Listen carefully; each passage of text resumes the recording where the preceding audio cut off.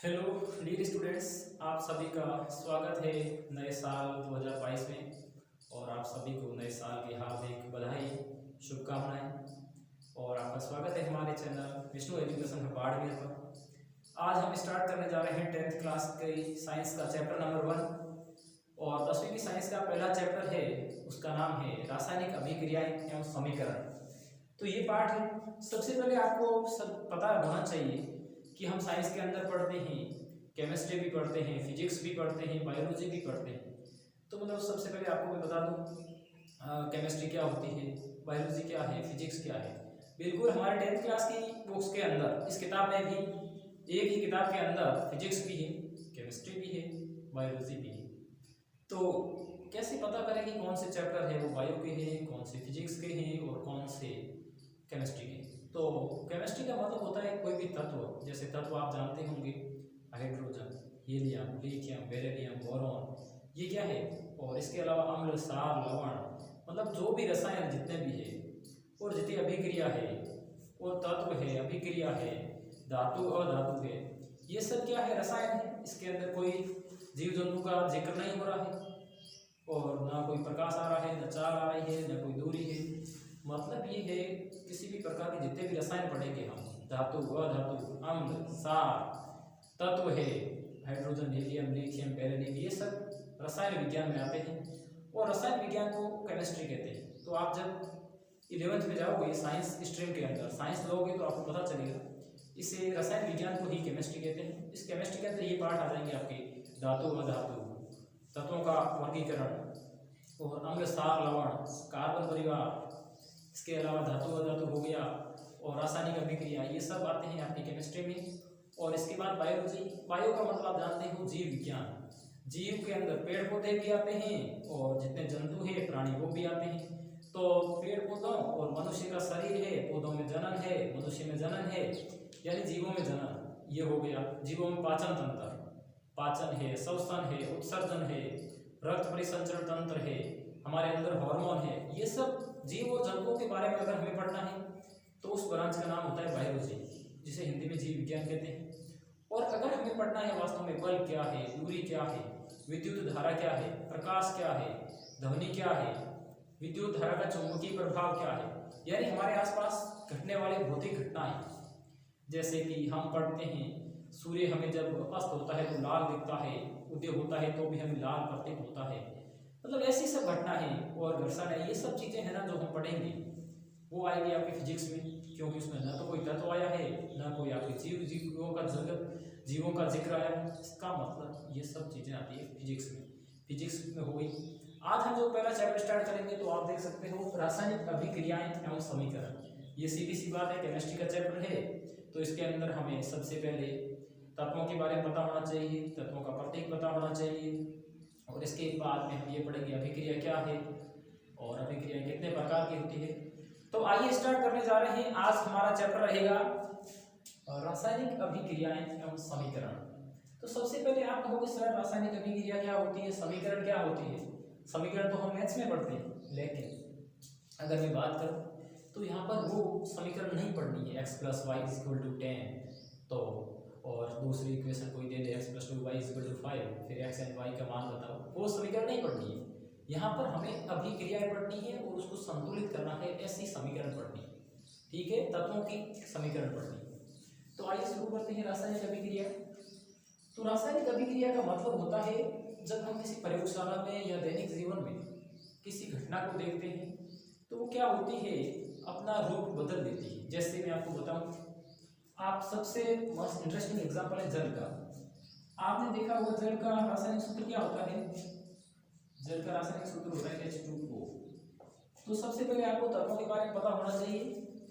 हमारी इस पृथ्वी पर 118 तत्व अभी तक खोजे जा चुके हैं।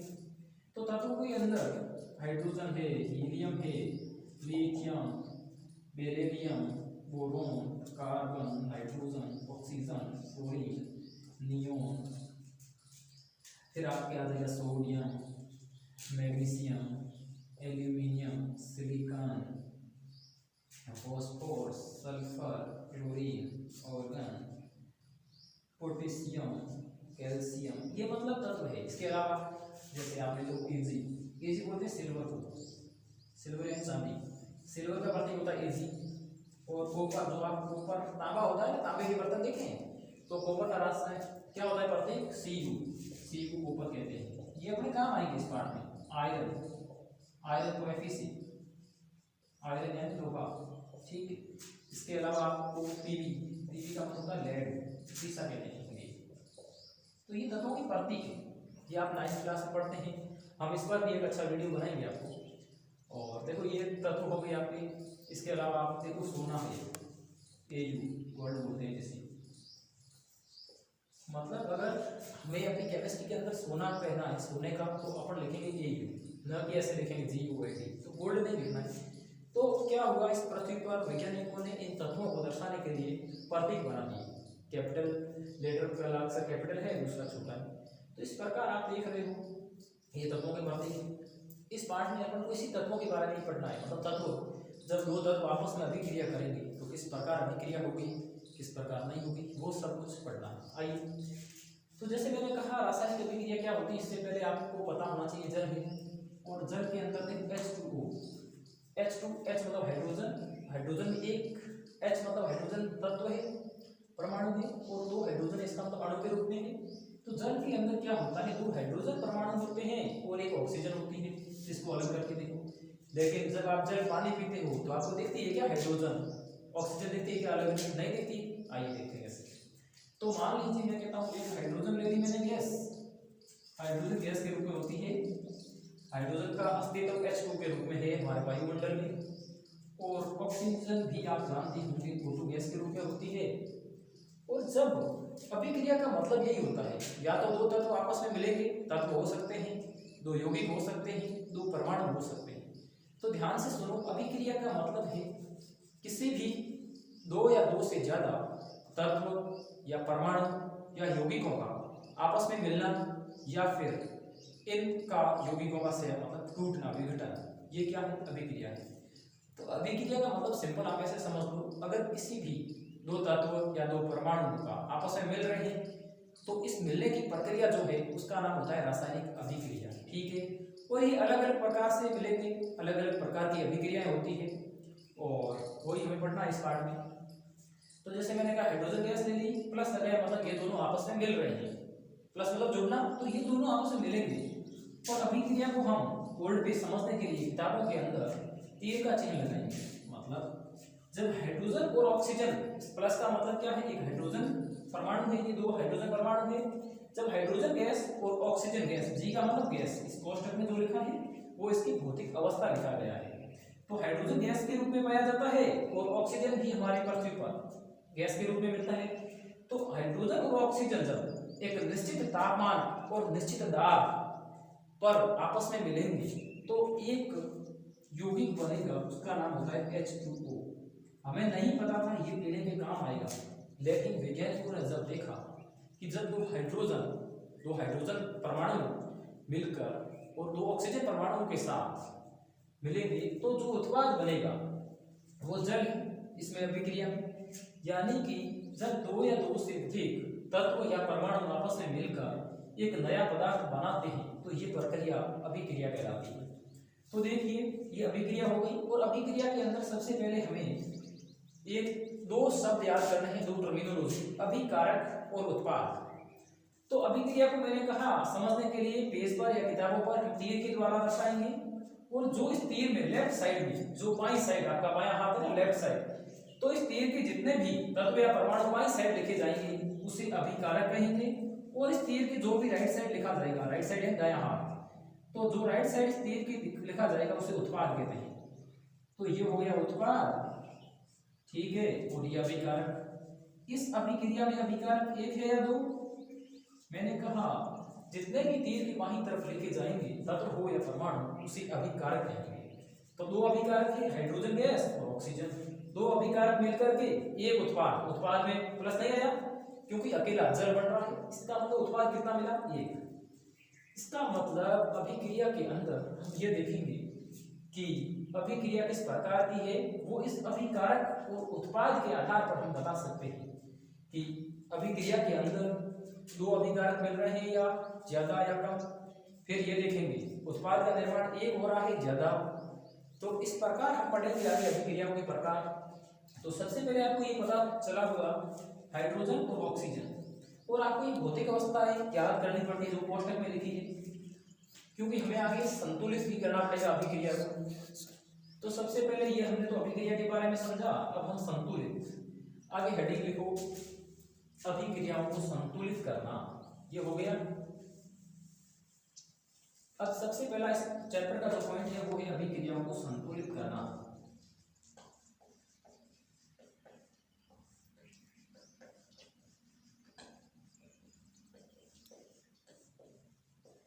ये मात्र आपको 2 मिनट के अंदर समझ आ जाएगा, ध्यान से सुनना। संतुलित करने का मतलब वही है। अभिकारक क्या है मैंने आपको बताया, अभिकारक का मतलब है जो तीर के बाईं तरफ लिखा जाता है उसे अभिकारक कहते हैं। और संतुलित करने का मतलब ये होगा, जैसे मैं अभिक्रिया लेता हूँ कार्बन, कार्बन प्रतीक होता है, कार्बन का प्रतीक होता है C, और C ये कार्बन है, वो S का मतलब है सॉलिड। जो कोष्टक में लिखी जाती है वो अवस्था होती है, किस भौतिक अवस्था में तत्व या परमाणु पाया जाता है। तो कार्बन हमेशा सॉलिड, S का मतलब है सॉलिड, सॉलिड मींस ठोस। तो कार्बन हमेशा ठोस अवस्था में पाया जाता है जी। मैं कहता हूँ कार्बन जब ऑक्सीजन से अभिक्रिया करेगा, ऑक्सीजन को हमेशा O2 के रूप में पाया जाता है। ये ठोस द्रव या गैस, हमेशा ऑक्सीजन गैस के रूप में पाया जाता है, हम शोषण में भी लेते हैं। तो जी लिख दिया, जी का मतलब है गैस, ठीक है सर, ये हो गया। और अभिक्रिया कराने के लिए मैंने क्या बताया था आपको, किसी भी अभिक्रिया के अंदर तीर से दर्शाया जाएगा। तो ये दो, जब कार्बन और ऑक्सीजन अभिकारक और उत्पाद को अलग करने के लिए हम तीर का प्रयोग करेंगे। तो ये दो अभिकारक मिल रहे हैं, ये तीर है, फिर उत्पाद क्या बनेगा। जब कार्बन और ऑक्सीजन आपस में वायुमंडल में मिल सकते हैं या प्रयोगशाला के अंदर आप ये प्रयोग कर सकते हैं, कार्बन को ले लो, ऑक्सीजन को ले लो, किसी बीकर के अंदर अभिक्रिया करवाओ, तो उत्पाद बनेगा कार्बन डाइऑक्साइड गैस CO2। और CO2 भी किस अवस्था में पाया जाता है, गैस में, देख लो। तो इसका मतलब क्या हुआ, ये तो क्या होगी सिंपल अभिक्रिया। हमारी हेडिंग क्या है, अभिक्रियाओं को संतुलित करना। तो संतुलित करना आपको 1 सेकंड का काम है। देखो संतुलित करने से पहले आपको मैंने बताया अभिकारक और उत्पाद, वो पता है अच्छे से, तो संतुलित करने में ज्यादा समस्या नहीं आएगी। इस तीर के दाईं साइड, राइट साइड जितने संख्या में कोई भी परमाणु है उतना का उतना बाईं साइड में भी होना चाहिए। यानी तीर के राइट साइड में जितनी संख्या में कोई तत्व मौजूद है उतनी ही संख्या उसकी लेफ्ट साइड में होनी चाहिए। तो देखते हैं, आइए सबसे पहले हम कार्बन को देखते हैं। इस तरफ कार्बन की संख्या कितनी है, कार्बन की संख्या 1 है, C1 है, कुछ नहीं लिखा है, और O2 है, कार्बन एक ही है मात्र, और CO2 उत्पाद में एक उत्पाद बनाए केवल CO2 गैस, CO2 को कार्बन डाइऑक्साइड गैस कहते हैं। तो CO2 में कार्बन की संख्या 1 है। मैंने क्या कहा, संतुलन का मतलब यही है दोनों तरफ उस तत्व की संख्या बराबर होनी चाहिए। तो इसको तो संतुलित करने की कोई आवश्यकता, मतलब ऑलरेडी संतुलित है। अब हम बात करें ऑक्सीजन की, इधर ऑक्सीजन कितनी है, 2, इधर भी कितनी है, 2। अब बताओ ऑक्सीजन की संतुलित है या असंतुलित है। संतुलित करने का मतलब ही ये होता है जितनी संख्या में कोई तत्व या परमाणु राइट साइड है उतनी ही संख्या में लेफ्ट साइड भी होना चाहिए। इसका मतलब ये अभिक्रिया संतुलित है। एक और एग्जांपल लेते हैं, जैसे आपने पढ़ा होगा मैग्नीशियम, मैग्नीशियम का प्रतीक होता है Mg, ये रहा मैग्नीशियम आपका Mg। तो मैग्नीशियम एक धातु होती है, ये भी ठोस अवस्था में पाई जाती है, और अवस्था को हमेशा नीचे कोष्टक बना के ऐसे लिखना है। मैं कहता हूँ O2 के साथ ये मैग्नीशियम अभिक्रिया करेगा, O2 गैस होती है हमेशा। तो देखो ये भौतिक अवस्था है, आपको पता होना चाहिए। मैग्नीशियम जब ऑक्सीजन के साथ अभिक्रिया करता है तो उत्पाद के रूप में बनता है मैग्नीशियम ऑक्साइड MgO, ठीक है। इसका मतलब ये हुआ, इस अभिक्रिया को देख के हमें ये समझ आता है कि मैग्नीशियम जब ऑक्सीजन से मिलता है तो मैग्नीशियम ऑक्साइड बनाता है, जो ये सॉलिड है, इसका मतलब सॉलिड। अब ये संतुलित करते हैं, हमारा पॉइंट क्या था, अभिक्रिया को संतुलित करना।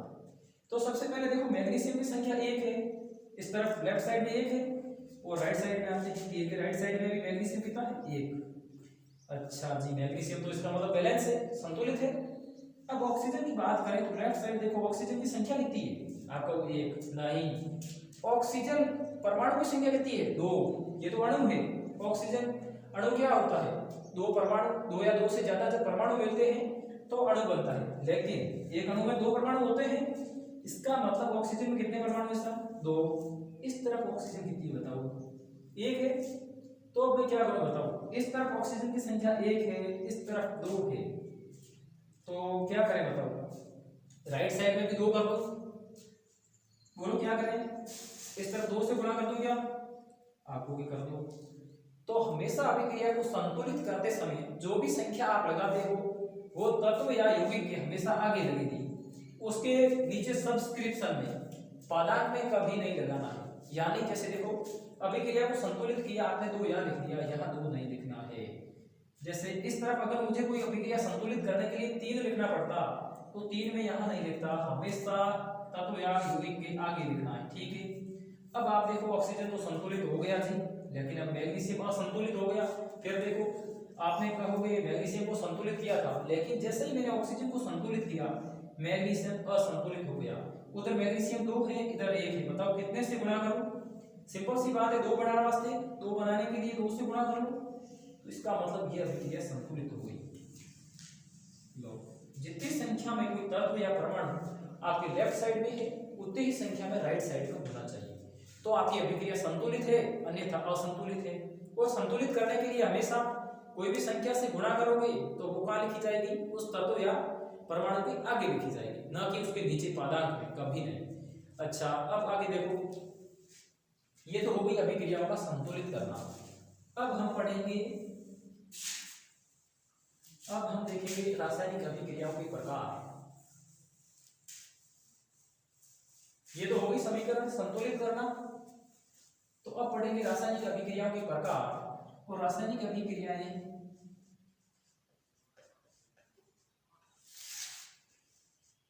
और यहाँ से बहुत इंपॉर्टेंट है, बोर्ड के अंदर सवाल आता है, और अगर ये आपने अच्छे से समझ लिया तो आपका सवाल गलत नहीं होगा, ये 100% तय है। रासायनिक अभिक्रियाएं देखो हम इससे एक साथ समझ लेते हैं कितने प्रकार की होती है रासायनिक अभिक्रियाएं। हमें मुख्य रूप से देखो, सबसे पहले हम पढ़ेंगे संयोजन, ठीक है। 2 नंबर पढ़ेंगे वियोजन,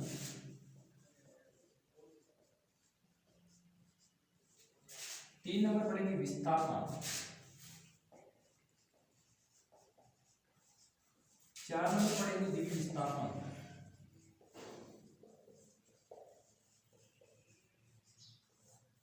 और फिर हम रेडॉक्स अभिक्रिया भी पढ़ेंगे। रेडॉक्स के बाद एक ले तो ऊष्माक्षेपी, ऊष्माक्षेपी और ऊष्माक्षेपी की बहन होती है ऊष्माशोषी। इसको याद रखने के लिए हम ऐसे ही बता रहे हैं। ये देखो ऊष्माक्षेपी, ऊष्माशोषी, और एक लिख लो आप रेडॉक्स अभिक्रिया। संयोजन, वियोजन, विस्थापन, द्वितीय विस्थापन, ऊष्माक्षेपी, ऊष्माशोषी, और एक और प्रकार होता है उसे कहते हैं रेडॉक्स। बस ये चैप्टर इसी के इर्द गिर्द घूमता है, और आपको मैं रटना भी नहीं, इसमें एक एक अभिक्रिया को सिंपल से तरीके से याद हो जाएगी, समझ लो आप। संयोजन, अब आइए सबसे पहले पढ़ते हैं संयोजन अभिक्रिया के बारे में। आपको मतलब ये इस प्रकार टेबल बना के याद करोगे, नहीं तो आप कंफ्यूज हो जाओगे। पहले पार्ट के अंदर इस चैप्टर में केवल यही पढ़ना है, मुख्य रूप से 4 अभिक्रियाएं पढ़नी है, और रेडॉक्स, ऊष्माक्षेपी, ऊष्माशोषी वो तो इसके साथ आपकी क्लियर हो जाएगी।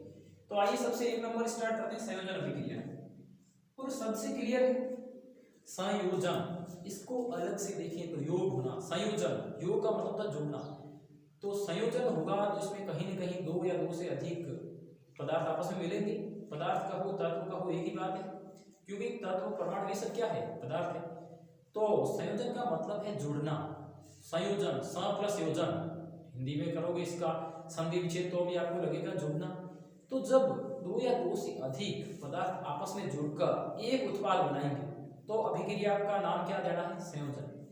आपको भी तो आसान सी बात है, बिल्कुल आसान ही है सर। देखिए संयोजन अभिक्रिया क्या है?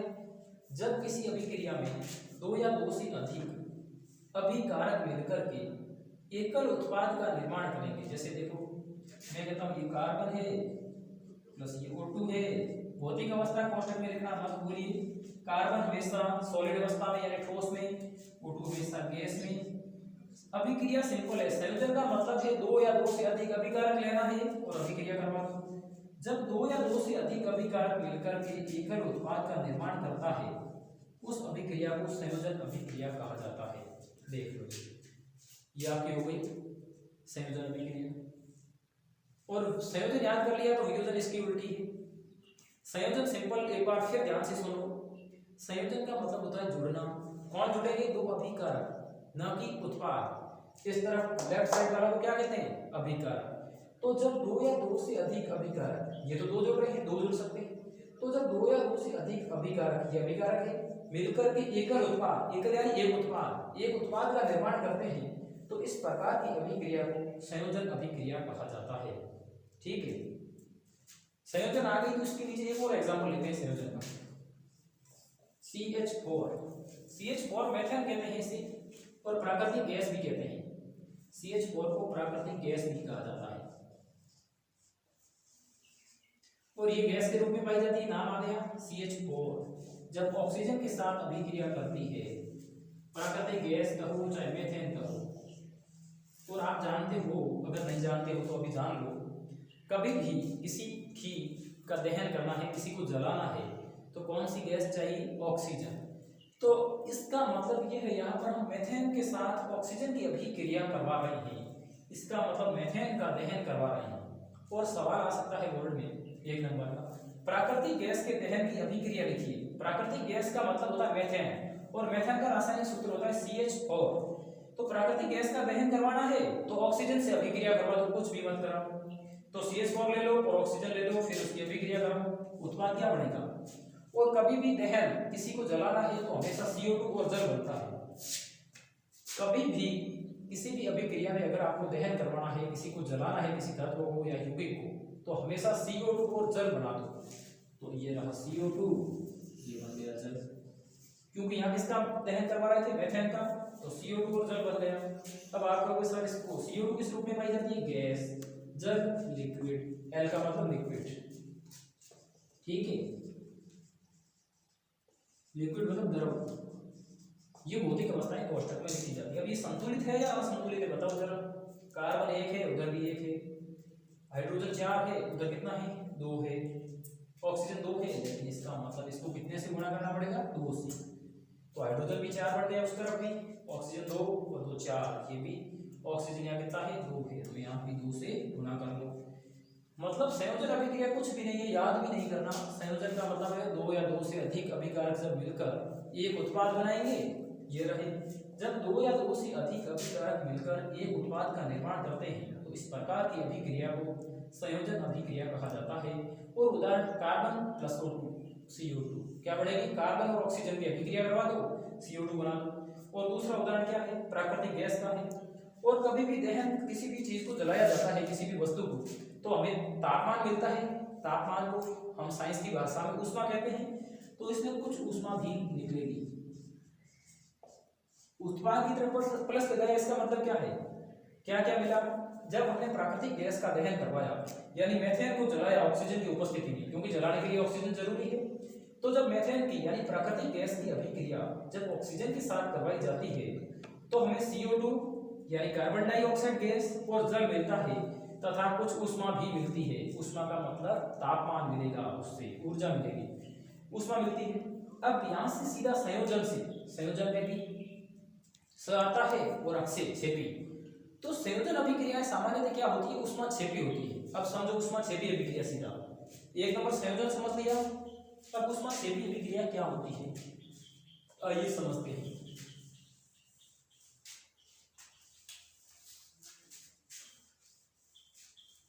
तो देखो, संयोजन से ऊष्मा क्षेपी, तो बताओ ऊष्मा क्षेपी का मतलब सिंपल, पहले तो याद कर लो। तो ऐसी एक अभिक्रिया जिसमें उत्पाद के निर्माण के साथ साथ ऊष्मा भी निकलती है, उसे ऊष्मा क्षेपी अभिक्रिया कहते हैं। क्षेपी मतलब स आ रहा है, संयोजन में भी स आ रहा है। तो संयोजन अभिक्रिया का अगर आप एक उदाहरण याद कर लो प्राकृतिक गैस के दहन का, तो आपको दो अभिक्रिया एक साथ याद हो जाएगी। कौन कौन सी? संयोजन और ऊष्मा क्षेपी। संयोजन अभिक्रिया का मतलब तो आपको पता है, दो या दो से अधिक पदार्थ जब मिलकर एकल उत्पाद का निर्माण करते हैं, यानी दो या दो से अधिक अभिकारक मिलकर एकल उत्पाद, एक उत्पाद का निर्माण करेंगे तो संयोजन है। तो ऊष्मा क्षेपी क्या है? बस ये ऊष्मा अगर किसी के अंदर लिखी हुई मिल जाए अभिक्रिया में, कहाँ? उत्पाद साइड में। ये उत्पाद साइड है यानी राइट साइड। अगर किसी अभिक्रिया में आपको राइट साइड में यानी दाईं तरफ, तीर के इस तरफ अगर ऊष्मालिखी मिल जाए इसका मतलब वो अभिक्रिया ऊष्माक्षेपी है। और मीथेन की अभिक्रिया है और दहन की अभिक्रिया में हमेशा ऊष्मा निकलेगी। तो प्राकृतिक गैस का दहन एक ऊष्माक्षेपी अभिक्रिया है। ऊष्माक्षेपी का मतलब क्या हुआ?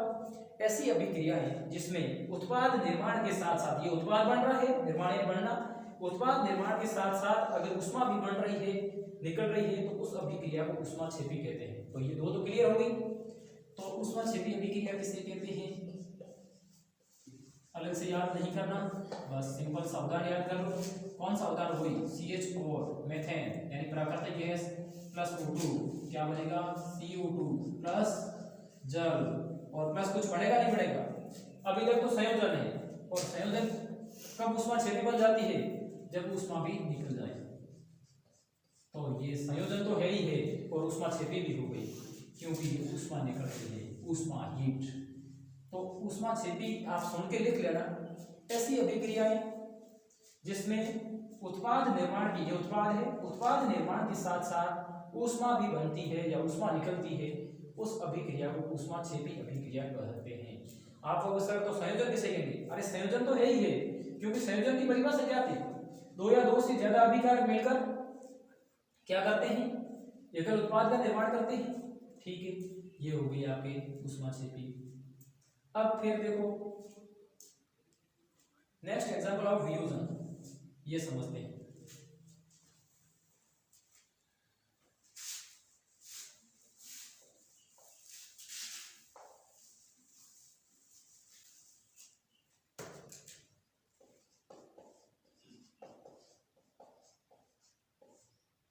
वियोजन अभिक्रिया, और नाम से क्लियर है, वियोजन का मतलब होता है टूटना। वियोजन का क्या मतलब है? टूटना, कोई भी पदार्थ का टूटना। तो ऐसी अभिक्रिया जिसमें एकल अभिकर्मक टूटकर छोटे छोटे उत्पाद प्रदान करता है। संयोजन में क्या था? एकल उत्पाद बन रहा था या एक से ज्यादा बन सकता है, लेकिन वियोजन में क्या है? अभिकारक एक होगा। उसमें अभिकारक क्या थे? दो या दो से ज्यादा थे। दो या दो से अधिक अभिकारक मिलकर जब उत्पाद का निर्माण करते हैं तो उसे संयोजन अभिक्रिया कहते हैं।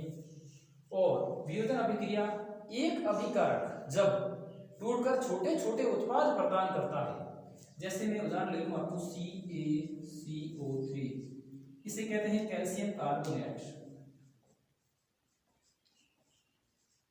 CaCO3 कैल्शियम कार्बोनेट कहते हैं, और कैल्शियम कार्बोनेट का एक दूसरा नाम था संगमरमर। अगर पूछे संगमरमर का रासायनिक सूत्र तो अभी यही है, संगमरमर। ठीक है, संगमरमर कैल्शियम कार्बोनेट। शर्त क्या थी? वियोजन का मतलब टूटना, एकल अभिकारक, केवल एक अभिकारक लेना है। तीर के लेफ्ट साइड में कितना? केवल एक। CaCO3 एक ही तो है, प्लस नहीं आया क्योंकि एक ही लेना है। तो जब एकल अभिकारक टूटकर ये टूटेगा तो नीचे तापमान देना पड़ेगा, ताप या फिर तो ऊष्मा। और ऊष्मा को हम त्रिभुज से दर्शा सकते हैं। नीचे अगर ऐसा लिखा है त्रिभुज, इसका मतलब क्या है? तापमान दिया गया है, ऊष्मा दी गई है। तो ये दो या दो से ज्यादा उत्पाद बनाएगा, CaO प्लस CO2। तो देखो जब एकल अभिकारक, एक अभिकारक है, जब टूटकर छोटे छोटे दो या दो से अधिक उत्पाद बनाता है तो इस प्रकार की अभिक्रिया को उसे कहते हैं वियोजन अभिक्रिया। ऊष्माक्षेपी तो हो गई वो। तो वियोजन अभिक्रिया का मतलब क्या हुआ? वियोजन अभिक्रिया ऐसी अभिक्रियाएं जिसमें एक अभिकारक टूटकर छोटे छोटे दो या दो से अधिक उत्पाद बनाएगा, उस अभिक्रिया को वियोजन अभिक्रिया कहेंगे। वियोजन का मतलब टूटना। इसमें कौन टूट रहा है? Calcium carbonate. किसमें टूट रहा है? Calcium oxide. CaO का दूसरा नाम क्या है? इसका रासायनिक नाम है कैल्शियम ऑक्साइड। और CO2 आप सब जानते हो, carbon dioxide gas. Carbon dioxide gas है। कोष्टक में G लिख सकते हो, इसके कोष्टक में S लिख सकते हो, ये भी S लिख सकते हो। ठीक है, तो आप आसानी से बता सकते हो कि वियोजन अभिक्रिया हो गई। अब आ जाओ वियोजन से लिंक करेंगे ऊष्मा शोषी। ऊष्माक्षेपी हो गई, अब आ जाओ ऊष्मा शोषी। ऊष्मा शोषी में अलग से कुछ भी याद नहीं करना। सामान्यतः ऐसे सुन लो, सामान्यतः वियोजन अभिक्रियाएं ऊष्मा शोषी अभिक्रिया है। इसका मतलब उदाहरण तो सेम सेट हो जाएगा, लेकिन परिभाषा क्या लिखोगे? ऐसी अभिक्रियाएं जिसमें उत्पाद निर्माण के लिए हमें बाहर से ऊर्जा उष्मा देनी पड़ेगी, यानी अभिकारक की तरफ आएगी। जैसे इधर देखो, ये क्या है आपका CaCO3 है प्लस उष्मा लिख सकते हैं, कोई दूसरा अभिकारक नहीं। प्लस उष्मा का मतलब CaCO3 को जब उष्मा दी जाती है तो ये टूटता है CaO प्लस CO2 में। उष्मा क्षेपी क्या थी? उष्मा क्षेपी थी जिसमें उष्मा उत्पाद के साथ बन रही थी। और अब क्या है, अगर हमें बाहर से उष्मा देनी पड़ रही है, यानी ऐसी अभिक्रिया जिसमें हमें अभिकारक के साथ उष्मा भी देनी पड़ेगी, वो अभिक्रिया होगी उष्मा शोषी। शोषी का मतलब शोषण, अवशोषण, यानी ऐसी अभिक्रियाएं जो उष्मा का अवशोषण करती है, यानी ऐसी अभिक्रियाएं जो उत्पाद बनाते समय हमें उसे उष्मा देनी पड़ेगी बाहर से, उसे कहेंगे उष्मा शोषी अभिक्रिया। ठीक है, उष्मा क्षेपी उत्सर्जित हो रही थी लेकिन उष्मा शोषी में अवशोषण हो रहा है, यानी तो कहाँ आएगी? अभिकारक की तरफ आएगी। और अगर आपको प्लस में अभिकारक की तरफ उष्मा मिले या फिर वियोजन अभिक्रिया, तीर के नीचे उष्मा दी हो, इसका मतलब वो अभिक्रिया वियोजन है। ये हो गई। अब आ जाओ विस्थापन। वियोजन हो गई, फिर आ जाओ विस्थापन।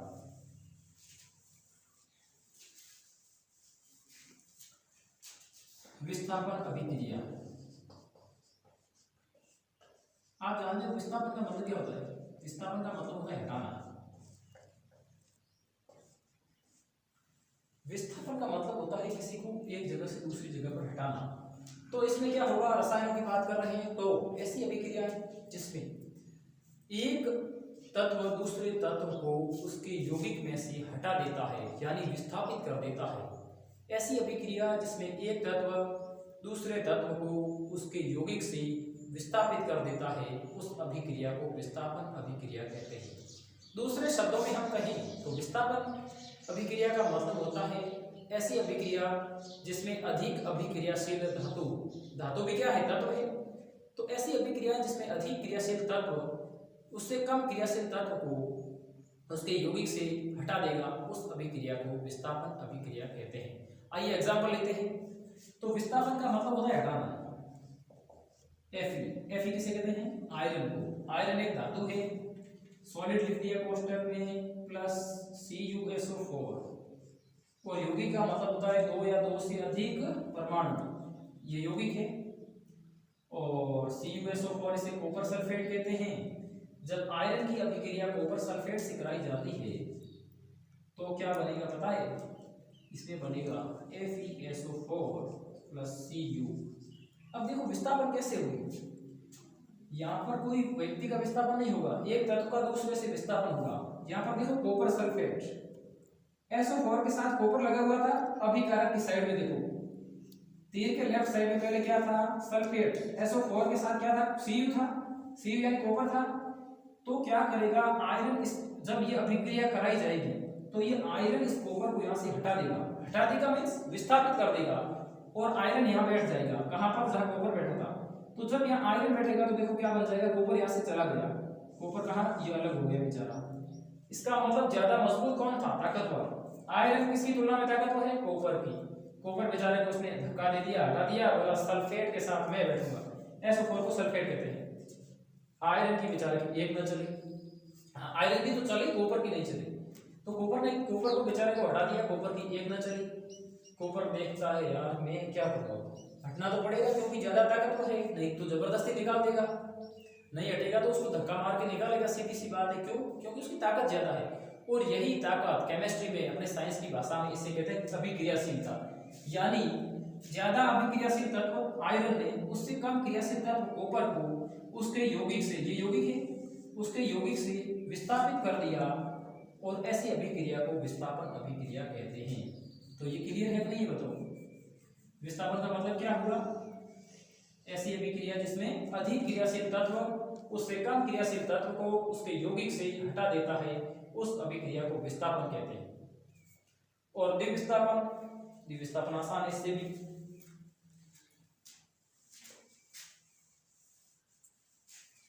द्विविस्थापन अभिक्रिया में क्या होता है? द्विविस्थापन देखो, पहले उदाहरण देखो, BaCl2 बेरियम क्लोराइड कहते हैं। ये आपको याद करना पड़ेगा। BaCl2 plus Na2SO4। बताओ अभिकारक दो या दो से ज्यादा? दो अभिकारक है, एक तो BaCl2 है, एक Na2SO4 है, दो अभिकारक है। उत्पाद क्या बनेगा? उत्पाद आप बना दो NaCl प्लस क्या बचेगा? BaSO4। अब बताओ इसमें विस्थापन हो रहा है क्या किसी धातु का? नहीं, विस्थापन नहीं हो रहा है। और आपको पता हो तो आपको आयन पूछे ना, जैसे ये क्लोराइड, ये आयन है, ठीक है। सल्फेट भी क्या था? SO2-, यानी आवेशित कणों को आयन कहते हैं। अगर किसी भी तत्व या परमाणु के ऊपर आवेश है, धन आवेश हो सकता है या ऋण आवेश, तो उसे आयन कहा जाता है। तो ऐसी अभिक्रिया, अब देखो क्लोराइड क्या है? आयन है। बेरियम क्या है? ये आयन नहीं है, बेरियम इस अभिक्रिया में आयन नहीं है। तो इस अभिक्रिया में देखो जब दो धन आयन और ऋण आयन आपस में मिलेंगे तो क्या बनता है? उत्पाद बनता है BaCl2 इस प्रकार बनता है। तो ऐसी अभिक्रिया जिसमें अभिकारकों के बीच में, ये अभिकारक है, ये भी अभिकारक है, अभिकारकों के बीच में आयनों का आदान प्रदान होता है। ये अभिकारक है, इसके बीच में आयनों का आदान प्रदान हुआ, धातु का नहीं हुआ है। धातु तो क्या थी? बेरियम थी। तो ऐसी अभिक्रिया है जिसमें अभिकारकों के बीच में, ये अभिकारक है, अभिकारकों के बीच में आयनों का आदान प्रदान होता है। ये भी आयन है, ये आयन, आयनों का आदान प्रदान मतलब ये क्लोरीन यहाँ आ जाएगा, सल्फेट को यहाँ भेज देगा। ये हो तो विस्थापन रहा है, लेकिन दो जगह हो रहा है। इसने इसको हटाया इसकी जगह और ये इसकी जगह चला गया, लेकिन यहाँ पर धातु नहीं गया, आयन गया है, तो इसलिए ये अभिक्रिया विस्थापन से अलग हो गई, तो द्विविस्थापन बन गई। तो द्विविस्थापन अभिक्रिया का एग्जाम्पल ये याद कर सकते हो, और परिभाषा इस प्रकार याद कर सकते हो। ऐसी अभिक्रिया जिसमें अभिकारकों के बीच में आयनों का आदान प्रदान होता है। ये आयनों का आदान प्रदान हो रहा है, देख लो, अभिकारक है, अभिकारकों के बीच में आयन, ये सल्फेट भी आयन है, क्लोराइड भी आयन है, इन दोनों को बीच में आदान प्रदान, यानी सल्फेट की जगह क्लोरीन, क्लोरीन की जगह सल्फेट चला गया। तो द्विविस्थापन यानी ऐसी अभिक्रिया है जिसमें अभिकारकों के बीच में आयनों का आदान प्रदान होगा, उसे द्विविस्थापन अभिक्रिया कहेंगे। अब नेक्स्ट बढ़ते हैं, ये हो गई रेडॉक्स अभिक्रिया बढ़ते हैं, क्योंकि बाकी सभी हो गई आपकी। लास्ट अभिक्रिया है रेडॉक्स।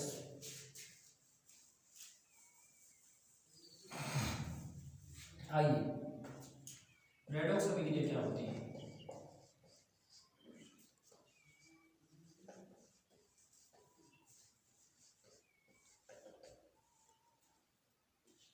रेडॉक्स अभिक्रिया का नाम सिंपल है। रेडॉक्स शब्द दो शब्दों से मिला है। रेडॉक्स में उपचयन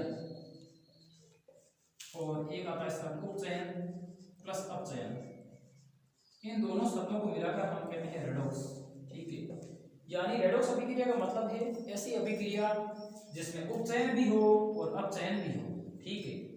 तो ऐसी अभिक्रिया जिसमें उपचयन और अपचयन साथ साथ हो, उस अभिक्रिया को रेडॉक्स अभिक्रिया कहते हैं। और उपचयन का मतलब होता है किसी भी तत्व में ऑक्सीजन का योग होना। किसी तत्व में अगर ऑक्सीजन जुड़ रही है, किसी भी तत्व में, उपचयन का मतलब है किसी भी तत्व में ऑक्सीजन का जुड़ना। जैसे इधर देखो Mg+O2, मैग्नीशियम के साथ देखो ऑक्सीजन जुड़ रहा है, Mg+O2 पहले अलग अलग थे अभिकारक में, जब मैग्नीशियम के साथ ऑक्सीजन जुड़ा है इसका मतलब मैग्नीशियम का उपचयन हुआ है, और जिसका उपचयन होता है उसे अपचायक कहते हैं। यानी मैग्नीशियम यहाँ अपचायक का कार्य करेगा। अलग अलग है, अपचायक शब्द अलग है, अपचयन अलग है। अपचयन तो ये पूरी प्रक्रिया अपचयन नहीं है, ये तो उपचयन है। लेकिन और इसमें उपचायक क्या है? ऑक्सीजन का क्या हो रहा है? जुड़ रहा है ऑक्सीजन। तो किसी भी तत्व में अगर ऑक्सीजन जुड़ रहा है उसे उपचयन कहना है, और जिसका उपचयन हुआ है उसको अपचायक कहते हैं, ठीक है। और अपचयन का मतलब है हाइड्रोजन का जुड़ना, ठीक है। जैसे आप ले लो किसी भी तत्व के साथ अगर हाइड्रोजन जुड़ रहा है तो इसे क्या कहते हैं? अपचयन। और इसका उल्टा भी कह सकते हैं, अगर किसी तत्व में ऑक्सीजन जुड़ रहा है या उसमें से हाइड्रोजन हट रहा है, जैसे देखो अगर किसी तत्व के अंदर हाइड्रोजन जुड़ रहा है, या फिर देखो उपचयन शब्द में दो परिभाषा, दो शब्द की, ऑक्सीजन का जुड़ना भी अपचयन है, या फिर ऐसे कह दो हाइड्रोजन का हटना भी क्या है? उपचयन है। सेम ऐसे ही अपचयन, अपचयन का मतलब होता है अपचयन में क्या होगा, ऑक्सीजन का हटना और हाइड्रोजन का जुड़ना, यानी ऐसी अभिक्रियाएं जिसमें ऑक्सीजन का हवास यानी कमी, ऑक्सीजन का हवास हो तथा हाइड्रोजन की वृद्धि हो, उस अभिक्रिया को अपचयन कहते हैं। इसके विपरीत ऐसी अभिक्रियाएं जिसमें ऑक्सीजन का योग होना या ऑक्सीजन जुड़ना, ऐसी अभिक्रियाएं जिसमें ऑक्सीजन का योग हो तथा हाइड्रोजन का ह्रास हो यानी हाइड्रोजन की कमी हो, उस अभिक्रिया को उपचयन कहते हैं। और जब उपचयन तथा अपचयन ये दोनों अभिक्रियाएं एक साथ होती है तो उस अभिक्रिया को रेडॉक्स अभिक्रिया कहा जाता है।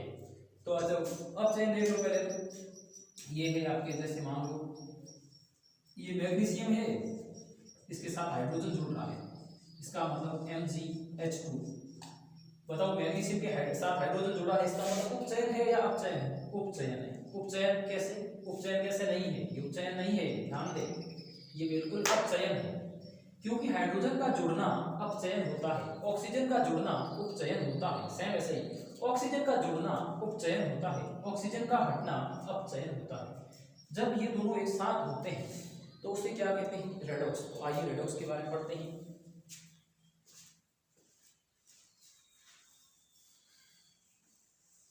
रेडॉक्स अभिक्रियाएं ऐसी अभिक्रियाएं जिसमें एक साथ उपचयन भी हो और अपचयन भी हो। तो अपन उदाहरण लेते हैं ZnO+C। ये जिंक ऑक्साइड है, ये कार्बन के साथ जब अभिक्रिया करेगा तो क्या बनेगा बताओ? Zn+CO ये उत्पाद बनता है। इसमें देखो जिंक का क्या हो रहा है, यानी जिंक ऑक्साइड, पहले क्या था ZnO को जिंक ऑक्साइड कहा जाता है। जिंक ऑक्साइड में से ऑक्सीजन हट गया, इसका मतलब क्या हुआ? ये Zn लिखा है मैंने, ये Zn है। तो जिंक ऑक्साइड में से ऑक्सीजन हट गया, इसका मतलब इसका क्या हो गया? अपचयन हो गया। ठीक है, ये कार्बन है, पहले कार्बन अकेला था, या ध्यान से देखो, इस कार्बन के साथ ऑक्सीजन जुड़ गया, इसका मतलब ऑक्सीजन का जुड़ना क्या कहलाता है? उपचयन। तो हो गई नहीं अभिक्रिया। ऐसी अभिक्रिया जिसमें उपचयन भी हो और अपचयन भी एक साथ हो, उस अभिक्रिया को रेडॉक्स अभिक्रिया कहा जाता है। और इसकी ये होगी रेडॉक्स। इसके बाद इस पार्ट में कुछ बचता नहीं है। एक आता है संसारण, फिर आता है विकृत गंधिता, दो ये आते हैं। सिंपल समझ लो पहले तो, संसारण का मतलब क्या है? जब संसारण का मतलब ये है कोई अभिक्रिया हो, जब कोई धातु, अब हम पढ़ रहे हैं संसारण के बारे में, तो संसारण जब कोई धातु किसी अम्ल या आर्द्रता या ऑक्सीजन के संपर्क में आती है तो वो उसके ऊपर विभिन्न प्रकार की परत बन जाती है। यानी ऐसी अभिक्रियाएं या फिर कुछ धातुएं, कोई धातु जब अम्ल या आर्द्रता या ऑक्सीजन के संपर्क में आती है तो वो संसारित हो जाती है। इस प्रक्रिया को संसारण कहा जाता है। जैसे आपने देखा होगा कॉपर के ऊपर हरी परत का चढ़ना, कॉपर के बर्तन को सुबह के समय जब नमी हो वातावरण में तो बाहर रखना, उसके ऊपर हरी परत चढ़ जाएगी। चांदी पर काली परत का चढ़ना, ये आपके संसारण के एग्जाम्पल हो जाएंगे। विकृत गंधिता का मतलब होता है, अब हम विकृत गंधिता के बारे में समझते हैं। तो विकृत गंधिता का मतलब है, नाम से क्लियर हो रहा है, गंध बदलना। विकृत यानी गंध परिवर्तित हो जाती है। जब कभी आपने तेलीय पदार्थ देखे होंगे, पकोड़े वगैरह, जब किसी तेलीय पदार्थ को, चिप्स वगैरह, तो कभी जब किसी तेलीय पदार्थों को लंबे समय तक खुले में रखा जाता है तो उसकी गंध बदल जाती है और वो स्वास्थ्य के लिए हानिकारक बन जाते हैं। यानी जब किसी तेलीय पदार्थों को लंबे समय तक खुले में रखा जाता है तो वो ऑक्सीजन से अभिक्रिया करके विकृत गंधित यानी दूषित हो जाते हैं। इस प्रक्रिया को विकृत गंधिता कहते हैं। और विकृत गंधिता का जाना पहचाना उदाहरण ये है, जब चिप्स की थैलियां बनाई जाती हैं, कंपनी वाले जब चिप्स की थैलियों को पैक करते हैं तो उसमें नाइट्रोजन गैस को भरते हैं। आप कहोगे क्यों? अरे नाइट्रोजन गैस को नहीं भरेगा तो आप जो चिप्स खाओगे ना बाजार से खरीद के, तो आपकी मृत्यु तक हो सकती है। क्यों? क्योंकि वो ऑक्सीजन से अभिक्रिया करके लवण बनाएगा, बहुत हानिकारक पदार्थ बना लेगा और वो स्वाद के लिए हानिकारक हो जाएगी, मतलब दूषित हो जाएगी। और अगर नाइट्रोजन को करेंगे तो क्या होगा? ऑक्सीजन से अभिक्रिया करना। यानी कि चिप्स की थैलियों में नाइट्रोजन गैस को क्यों भरा जाता है, सवाल आता है। उसका उत्तर है उपचयन को रोकने के लिए। आपको उपचयन का मतलब क्या है? उपचयन यानी ऑक्सीजन का योग। अगर नाइट्रोजन को नहीं भरोगे तो क्या होगा? चिप्स की थैलियां खुले में रखोगे, ऑक्सीजन अभिक्रिया कर लेगा। और किसी भी अभिक्रिया में ऑक्सीजन अभिक्रिया करना यानी ऑक्सीजन जुड़ना, अगर किसी भी पदार्थ के साथ ऑक्सीजन जुड़ेगा तो उसका उपचयन हो जाएगा। अगर ऑक्सीजन को रोकना है तो नाइट्रोजन को उस थैलियों में भर दिया जाता है, नाइट्रोजन गैस को, ताकि ऑक्सीजन न जुड़ सके और इस प्रकार वो स्वास्थ्य के लिए अच्छी बनी रहे, उसकी गुणवत्ता खराब न हो। इसीलिए नाइट्रोजन वगैरह इस कम क्रियाशील गैसों को, नाइट्रोजन क्रिया नहीं करता सामान्यतः। तो ये सवाल था कि चिप्स की थैलियों या आलू की चिप्स की जो थैलियाँ होती है उसके अंदर ऑक्सीजन के स्थान पर नाइट्रोजन गैस को भरा जाता है ताकि इस चिप्स का उपचयन न हो सके। तो ये आपका पहला चैप्टर खत्म हुआ। आज हम इतना ही डिस्कस करेंगे, नेक्स्ट और आगे वीडियो बनाएंगे। तब तक के लिए जय हिंद, जय Bharat. Thanks all of you.